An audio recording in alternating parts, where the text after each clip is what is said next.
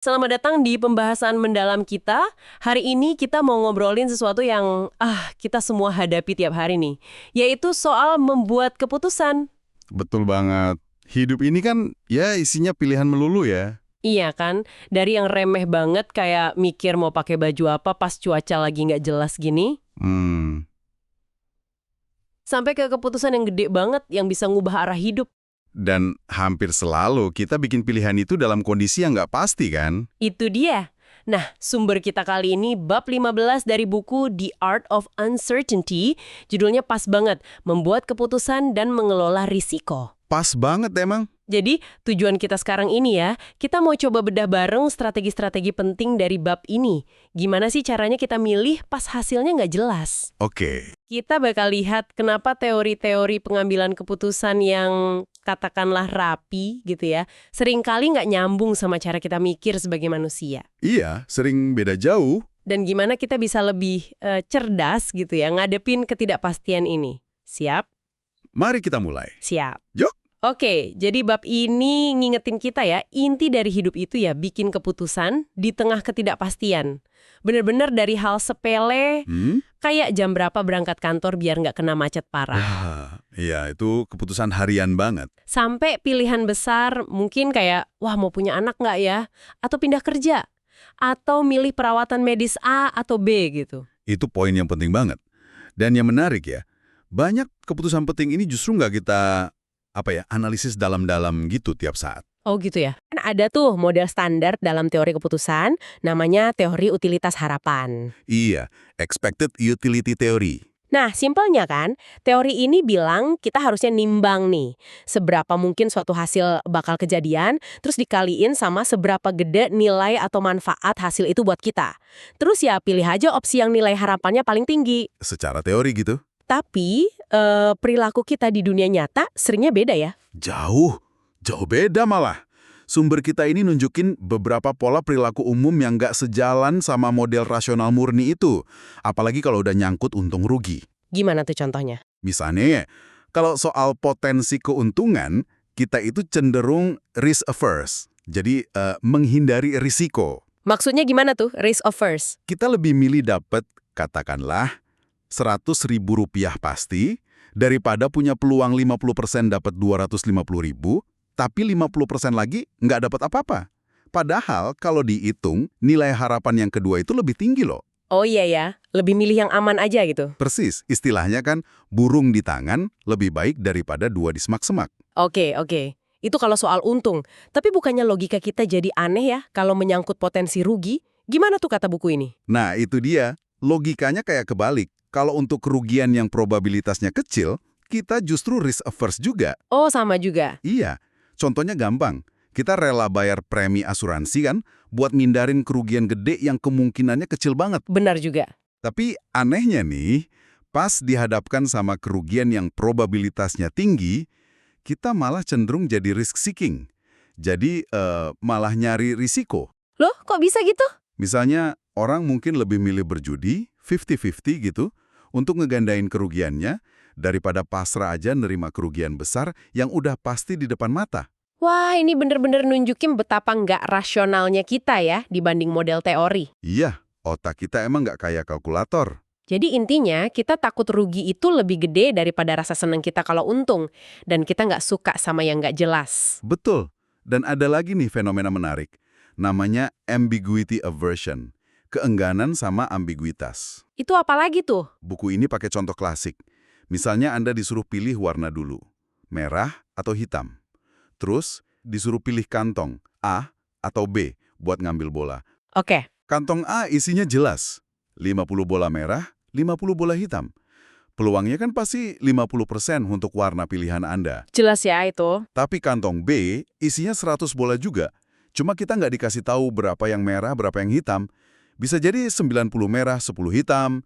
Atau sebaliknya, atau 50-50 juga, nggak tahu deh. Nggak jelas ya. Nah, kebanyakan orang milih ngambil dari kantong A. Padahal kantong B bisa jadi lebih bagus peluangnya. Bisa jadi, atau sama aja.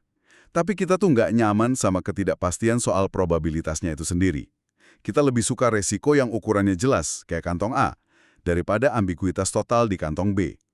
Ini semacam bias yang kuat banget dalam cara kita ngambil keputusan. Oke, jadi udah risk averse, terus ambiguity averse juga. Makin kompleks ya. Dan masalahnya seringkali lebih dalam lagi dari itu. Kita sering hadapi apa yang disebut deep uncertainty, ketidakpastian mendalam. Maksudnya? Ini situasi di mana bukan cuma probabilitasnya aja yang nggak jelas atau ambigu, tapi bisa jadi konsekuensi dari pilihan kita itu apa, kita nggak yakin. Atau gimana kita bakal menilai konsekuensi itu nanti, juga nggak tahu. Bahkan kadang, kita nggak tahu semua pilihan yang mungkin ada itu apa aja. Wah, jadi semuanya serba kabur gitu ya? Banget. Serba kabur. Dan rasanya jarang banget ya keputusan itu sifatnya sekali jadi, terus selesai. Bener nggak sih? Iya, bener banget. Lebih sering tuh rasanya kayak serangkaian langkah kecil, penilaian-penilaian kecil, yang mungkin kita nggak sadar, tahu-tahu udah ngebawa kita ke satu jalur tertentu. Betul. Akumulasi dari keputusan-keputusan kecil. Mungkin Anda juga pernah ngerasain ini kan? Tiba-tiba udah ada di satu titik terus mikir, loh kok bisa sampai sini ya? Padahal nggak pernah ada satu momen keputusan besar yang jelas gitu. Persis. Itu sering terjadi. Oke, jadi kalau model rasional itu terbatas kemampuannya, terus kita sebagai manusia penuh dengan bias, gimana dong caranya kita sebaiknya ngambil keputusan di dunia yang nggak pasti ini? Nah, bab 15 ini ngasih 4 strategi umum yang bisa kita perhatikan. Oke, apa aja tuh? Yang pertama disebut analisis keputusan penuh. Full decision analysis. Kedengarannya serius nih. Ya, ini upaya buat nerapin teori utilitas harapan secara murni. Jadi kita coba identifikasi semua opsi, hitung semua probabilitas, kasih nilai utilitas buat tiap hasil, terus hitung mana pilihan yang paling optimal. Wah, repot banget kayaknya ya. Butuh data banyak banget dong. Banget. Ini intensif banget soal data dan analisis. Realistisnya, ini cuma bisa dilakukan di situasi dunia kecil yang terkontrol banget. Misalnya ya, permainan judi yang aturannya jelas, atau masalah optimasi teknis yang batasannya clear. Kalau di dunia nyata yang ruwet gini? Hampir nggak mungkin dilakuin secara komprehensif. Terlalu banyak yang nggak diketahui. Sumber kita ngasih contoh meskipun diakuin agak dibuat-buat ya, soal alokasi dana kesehatan yang terbatas. Iya, contoh klasik itu. Harus milih antara program A misalnya, ngasih harapan hidup buat orang yang biasanya pasti meninggal. Atau program B, nyembuhin penyakit yang kadang mematikan. Atau program C, ngurangin sedikit risiko kematian buat orang banyak. Dan ceritanya, analisis formal nunjukin jumlah nyawa yang diselamatin secara statistik sama aja di ketiga program itu. Nah, tapi intuisi kita, nilai-nilai kita, mungkin bakal beda kan? Mana yang rasanya lebih bener buat dipilih. Ini nunjukin kalau angka aja seringkali nggak cukup ya. Betul banget. Makanya, karena analisis penuh itu susah, muncul strategi kedua. Analisis semi-kuantitatif. Semi-kuantitatif berarti nggak sepenuhnya angka ya? Iya, di sini kita lebih realistis. Kita ngakuin kalau nggak semua hal bisa diukur pakai angka pasti. Tujuannya juga bukan nyari satu solusi optimal yang presisi, Terus tujuannya apa? cari strategi yang kuat atau robust. Artinya, strategi itu kinerjanya cukup oke lah dalam berbagai skenario masa depan yang mungkin terjadi. Termasuk ngadepin hal-hal tak terduga yang kita tahu nggak kita ketahui. Ada contoh nyatanya nggak biar kebayang? Ada. Contoh bagus itu alat bantu keputusan pasien dari Winton Center buat NHS di Inggris. Oh, kayak gimana tuh alatnya? Jadi alat ini nggak ngasih jawaban akhir kayak kalkulator gitu. Pilih ini, bukan. Tapi dia nyejin perkiraan kasar, misalnya, peluang sembuh sekian persen, resiko efek samping kira-kira segini.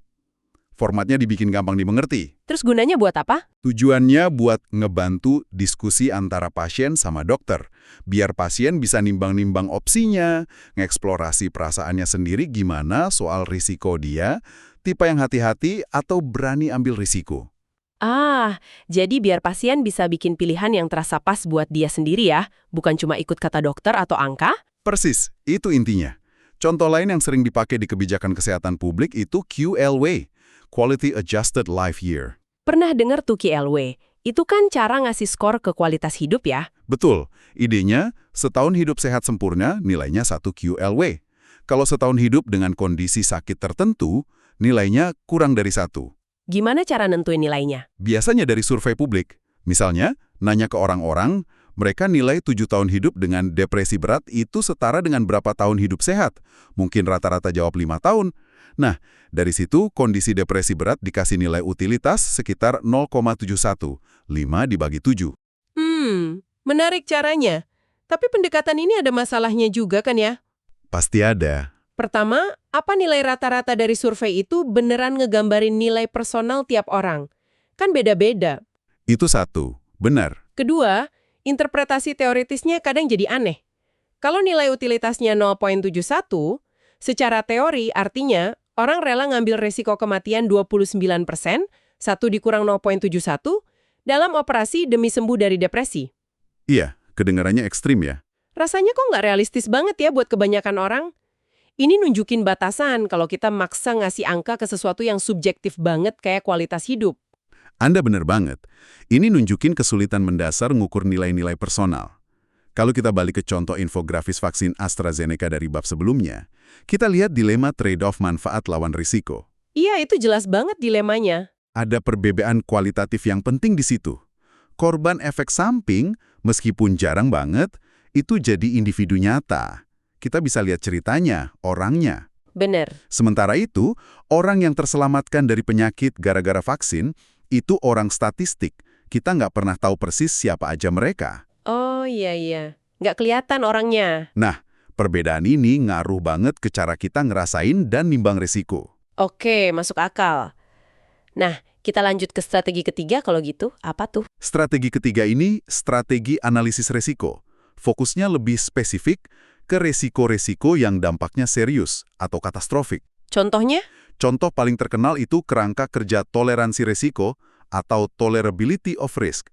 Ini dari UK Health and Safety Executive HSE, buat ngatur keselamatan kerja dan industri. Toleransi resiko. Gimana tuh konsepnya? Ini pendekatan yang cukup inovatif ya pada masanya. Mereka nggak ngomong hitam putih aman atau nggak aman. Kan susah tuh nentuin batas aman absolut. Iya, seringkali nggak mungkin ya. Nah, sebaliknya, HSE ngenalin konsep tingkatan risiko. Ada risiko yang dianggap nggak bisa ditoleransi, intolerable. Ini harus dihindari atau dikurangi habis-habisan pokoknya. Oke, terus? Terus ada risiko yang bisa diterima secara luas, broadly acceptable, karena kecil banget. Dan ada wilayah abu-abu di tengah-tengahnya. Nah, gimana mereka nentuin batas-batasnya itu? Pakai angka pasti? Ada panduannya. Contohnya ya, buat risiko kematian individu di tempat kerja. Batas atas yang intolerable itu kira-kira 1/1000 per tahun buat pekerja di industri risiko tinggi. Contohnya kayak apa tuh industri risiko tinggi? Kayak nelayan laut dalam, atau penambang batu bara gitu. Atau 1/10.000 per tahun buat publik yang kena paparan risiko industri. Oke, terus batas bawahnya yang bisa diterima? Kalau risiko di bawah 1/1 juta per tahun, itu dianggap broadly acceptable. Kecil banget lah. Terus yang di tengah-tengah tadi gimana? Yang abu-abu? Nah, buat risiko yang jatuhnya di antara dua batas itu, berlaku prinsip ALRP. ALRP? Apa tuh? As low as reasonably practicable. Sedapat mungkin direndahkan secara wajar dan praktis. Intinya, risiko harus ditekan serendah mungkin selama usaha dan biaya buat ngelakuinnya itu masih masuk akal dan praktis. Oh, jadi nggak harus sampai nol risiko kalau biayanya gede banget atau nggak mungkin dilakuin ya? Betul. Ini ngakuin kalau nol risiko itu seringkali ilusi atau biayanya nggak sepadan. Jadi ada pertimbangan kepraktisan dan kewajaran. Menarik. Dan kerangka kerja ini juga mikirin risiko sosial ya, bukan cuma individu. Betul, itu poin penting banget. HSE ngegasin perlunya nilai risiko kecelakaan besar yang bisa nyebabin banyak korban jiwa sekaligus. Namanya societal risk. Contohnya? Misalnya, mereka nentuin batas intoleransi buat kemungkinan satu pabrik atau fasilitas industri nyebabin 50 kematian sekaligus, itu kira-kira 1/5000 per tahun. Jadi mereka sadar kalau bencana besar itu dampak psikologis dan sosialnya beda ya. Nggak bisa cuma dijumlahin dari risiko per orang. Iya, dampaknya lebih luas. Tentu ini butuh modal risiko yang bagus ya, apalagi buat ngitung kejadian langka tapi dampaknya gede gitu. Padahal kita tahu model kayak gitu bisa sensitif banget sama asumsi. Betul, rentan ngasih kesan presisi yang palsu. Sesuatu yang harus hati-hati banget. Apalagi kalau Anda ngelola fasilitas yang amit-amit bisa meledak atau gimana gitu kan? Bener banget. Oke, itu strategi ketiga. Strategi terakhir? Strategi keempat yang dibahas, ini berkaitan sama toksikologi dan paparan lingkungan. Ini relevan banget buat ngatur risiko dari bahan kimia sehari-hari. Oh, kayak pestisida di makanan atau bahan tambahan pangan, polusi udara gitu ya? Ya, betul. Regulator kan perlu netapin batas paparan maksimum yang dianggap aman. Nah, itu dia. Gimana cara nentuinnya kalau data efeknya ke manusia seringkali terbatas banget atau malah nggak ada? Umumnya mereka ngandalin studi pada hewan laboratorium, seringnya tikus atau mencit. Para ilmuwan nyari dosis tertinggi suatu zat yang nggak nimbulin efek buruk yang bisa diamati. Itu disebut NOAEL. NOAEL, No Observed Adverse Effect Level. Oke. Atau titik referensi lain yang mirip lah. Terus, buat nerjemahinnya ke manusia, dipakai faktor ketidakpastian atau uncertainty factors. UF, sering juga disebut margin keamanan. Margin keamanan ini seberapa gede biasanya faktor pengalinya? Secara tradisional sih, totalnya sering 100. Faktor 10 buat ekstrapolasi dari hewan ke manusia, terus faktor 10 lagi buat ngitung variasi sensitivitas di antara manusia. Kan ada yang lebih rentan, ada yang biasa aja. Jadi dikali 10 lagi, jadi 100 kali lebih rendah dari dosis di hewan gitu ya? Awalnya gitu. Tapi sekarang praktiknya bisa lebih kompleks. Bisa ada beberapa faktor pengali buat macam-macam sumber ketidakpastian. Misalnya beda durasi studi, atau kualitas datanya gimana. Buku ini ngangkat contoh yang lumayan kontroversial ya, soal akrilamida. Ah ya, akrilamida. Itu kan zat kimia yang kebentuk kalau makanan bertepung dipanasin suhu tinggi sampai agak gosong. Kayak roti panggang, kentang goreng. Betul. Nah, studi di tikus nemuin tingkat patokan semacam NOAEL tadi sekitar 170 mikrogram per kilogram berat badan per hari. Sementara perkiraan paparan buat manusia yang konsumsinya tinggi aja itu cuma sekitar 1,1 mikrogram per kilogram per hari. Jauh banget kan? 160 kali lebih rendah dari patokan tikus. Jauh banget, tapi kok terus jadi isu? Nah, karena ada kekhawatiran ini berdasarkan studi hewan dosis tinggi ya, kalau akrilamida mungkin karsinogenik. Meskipun bukti pada manusia, pada tingkat paparan normal itu lemah banget, atau bisa dibilang nggak ada. Oke. Tapi karena kekhawatiran mungkin kanker itu, badan regulator nerapin margin keamanan yang gede banget. 10.000. 10.000? Dari mana angka segitu? Dari perkalian beberapa faktor ketidakpastian tadi. Misalnya UF100 buat hewan ke manusia. Terus UF100 lagi buat variasi antar manusia. Dan mungkin faktor lain. Akibatnya, batas paparan yang dianggap aman buat manusia jadi super rendah. Cuma 1,500 dari level patokan tikus tadi. Konsekuensinya apa dong? Iya, batas aman ini jadinya jauh di bawah tingkat konsumsi sebagian orang. Kira-kira cuma 160 mg dari tingkat konsumsi yang tinggi tadi. Makanya muncul kampanye publik kayak jangan panggang roti terlalu coklat. Ah, jadi itu dasarnya. Tapi banyak kritikan soal ini. Banyak. Kritiknya, ini bisa nimbulin kecemasan yang berlebihan. Padahal resiko nyata pada manusia di level konsumsi normal itu sangat nggak pasti dan kemungkinan kecil banget. Rasanya ini contoh gimana pendekatan keamanan bisa jadi terlalu konservatif. Salah satu kritik mendasar buat pendekatan batas tunggal aman ini, kan dia secara nggak langsung bikin persepsi kalau sedikit aja di atas batas itu, artinya nggak aman. Betul. Padahal kenyataannya mungkin risikonya cuma naik dikit banget atau masih tetap kecil banget.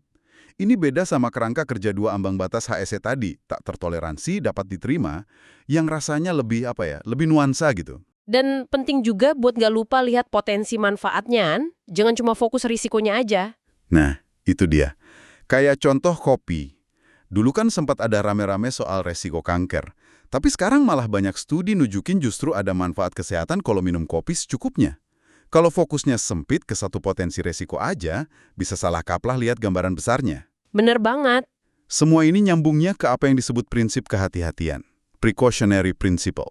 Prinsip kehati-hatian. Sering dengar juga nih. Maksudnya gimana? Sederhananya gini, kalau ada ancaman kerusakan yang serius atau nggak bisa dibalikin lagi, irreversible, kita sebaiknya ngambil tindakan pencegahan. Bahkan kalau hubungan sebab akibatnya belum terbukti secara ilmiah sepenuhnya. Jadi lebih baik mencegah daripada nyesal gitu ya? Kurang lebih gitu. Ini bisa dilihat sebagai respon alami buat jadi tangguh, resilient, pas ngadepin ketidakpastian yang dalam banget tadi. Tapi prinsip ini juga kayak pedang bermata dua ya. Bisa jadi berlebihan dan malah bikin masalah baru. Bisa banget.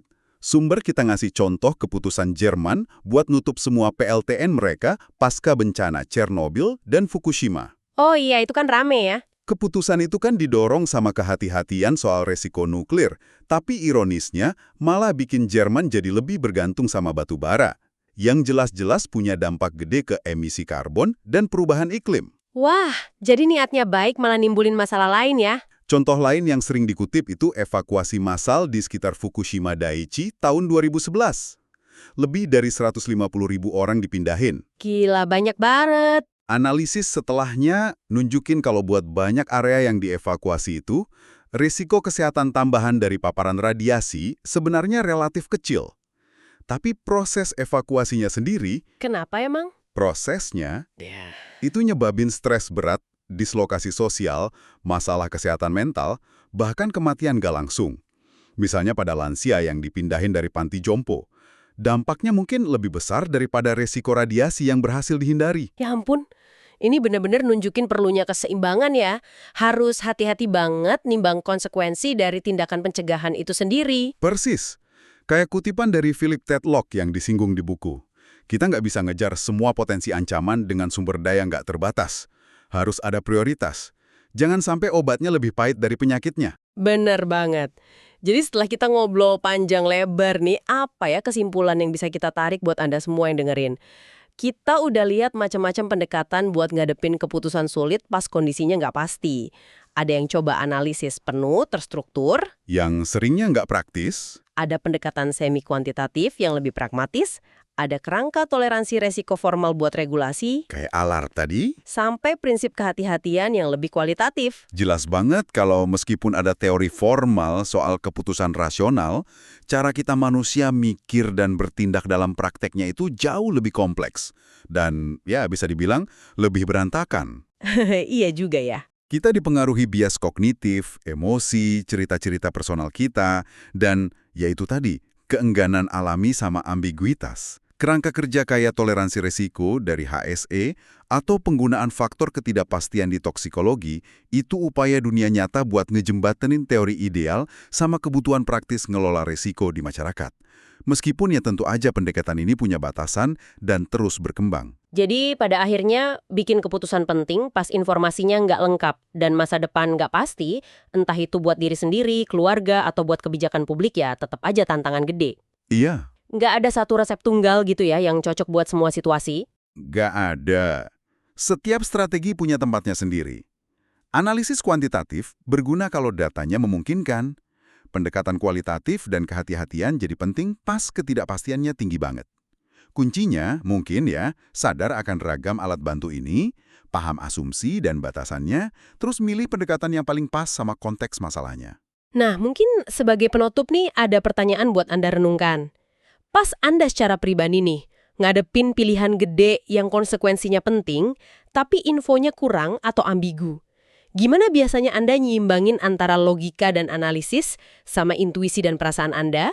Terus gimana sama cerita yang Anda bangun soal situasi itu dan mungkin rasa kehati-hatian Anda? Itu refleksi yang bagus. Dan pertanyaan yang lebih luas lagi, menurut Anda gimana sebaiknya kita sebagai masyarakat secara kolektif ngelakuin penyeimbangan yang sulit ini? Terutama buat isu-isu kompleks kayak kesehatan publik, lingkungan, atau teknologi baru. Pertanyaan besar itu. Sesuatu untuk Anda pikirkan lebih lanjut.